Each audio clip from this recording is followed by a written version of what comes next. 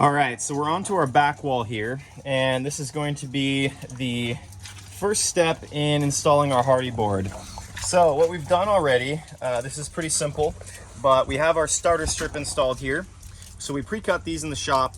It's basically just a piece of Hardie board that we've ripped down to about an inch, which basically gives our first piece of Hardie something to sit against, so that we start with our first piece not being flat against the wall, but it has that same angle as the rest of our pieces as they go up the wall. And it also gives us a chance to set that piece in nice and level. And so what we start with doing is we're going to snap a line, hooking the line underneath both sides like we talked about earlier with our trim. So I'll have one guy down there at that end, and I'll be at this end, and we hook our line right underneath this, and we'll snap that line right onto the wall. And that's going to be right at the base of our, or the top of our concrete. And then that line is our reference point for installing this strip.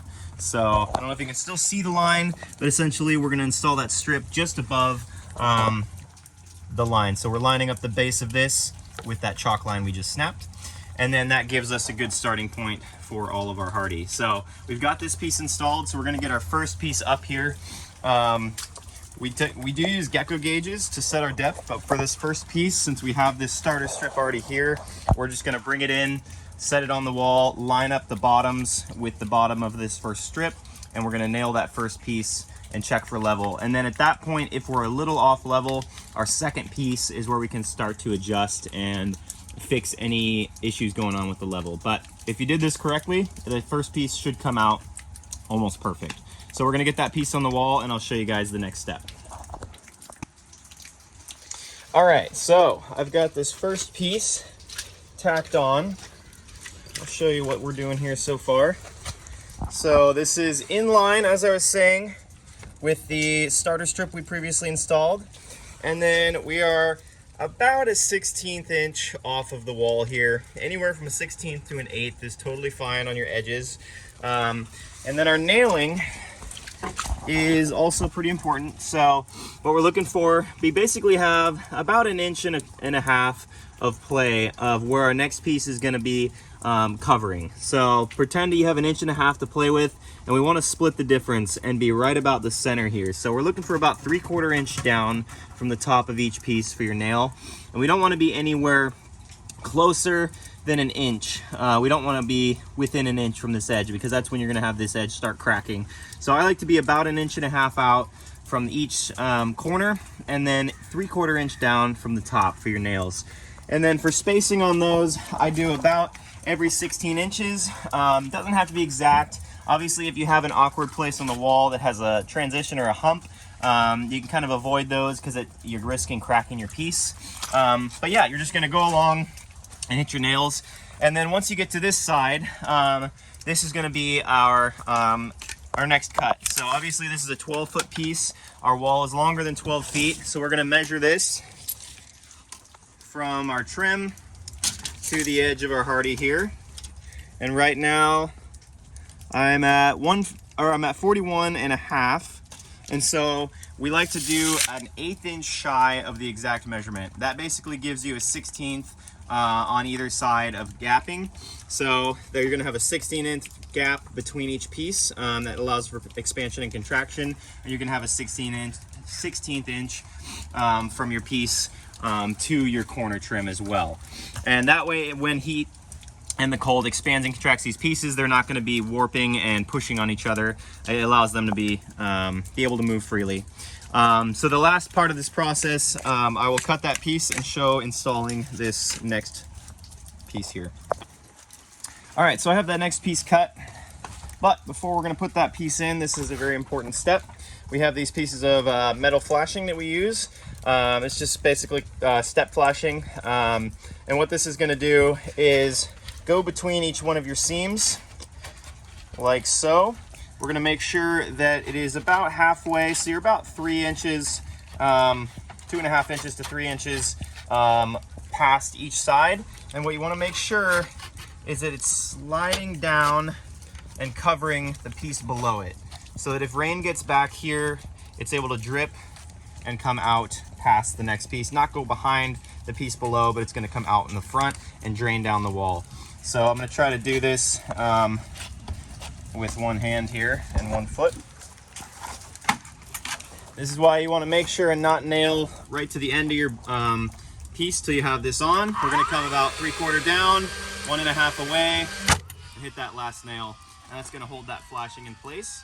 And then we can move on to putting this last piece in, which I'll show you here in a second. All right, so we've got that last piece installed. Again, we're looking for about a 16th inch gap here and a 16-inch gap on the end as well. Same spacing on your nails, making sure that flashing piece is installed before you put this piece on. And then don't assume that the wall is going to be consistent all the way up as we go, because the next step is going to be this exact same process, but we're going to alternate patterns here. So we did the short on this side, we're going to switch back to a full length piece next, and we're going to do our short piece on the far side. So you're just going to alternate all the way up the wall. But our trim does tend to travel just slightly, either out or in. And so check every so often. I usually do every third row. I'll double check the measurement and length and just make sure nothing's changing on us. And if so, just make those adjustments with your cutting. So I'll go ahead and get our gecko gauges on here and show you how we attach the next piece. All right, so here we got our gauges. These are pretty simple to use. It just takes a little bit of getting used to it. Essentially what we're doing is we're gonna set our piece, we're gonna hook this little notch right here underneath our piece on the wall. And then our next piece of Hardie is going to sit on this notch right here. And that's basically gonna set our depth, or our reveal for each piece to be consistent all the way down the wall. So I'll show you putting this on. Again, we're just gonna slide this back underneath, kind of wiggle it up in there, and you can make sure that you want to make sure right here is flush with the bottom. Sometimes they'll slip, so you don't want to see anything with a gap there. You want to make sure that's nice and tight up there, and then you're going to flip this lever up, and it's going to lock it in place. And so now that that's in place, we can go ahead and set our next piece on. I've already got my other one clipped in over there. So we'll set our next piece in, and then after we set it in, we definitely want to double check and make sure these haven't dropped at all, because sometimes if you slam a piece down really hard or drop it really hard, it will bump these a little bit. And if those start to bump and move around on us, by the time we get to the top of the wall, it's really going to add up those differences, and we can be really out of level. So I'll put that next piece on here and show you the process. All right, so I've set that next piece in here. We just want to double check the end here that we're about a 16th inch away from our trim, which looks nice. Again, double checking they haven't slipped, which it looks good. We're hooked on that other notch I mentioned there. We'll just double check our other gauge. Check the bottom right here. We're notched up here. Everything looks good. Now this is the piece where we want to grab our level and just check to see how level we are. So let's grab that, get our 6-foot level out, and we're gonna set that on top of this second row and just get an idea of if we need to make any minor adjustments.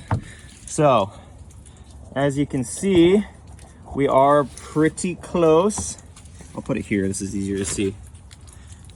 But we are just a tad low on the left side. It's very minor. This is actually pretty good.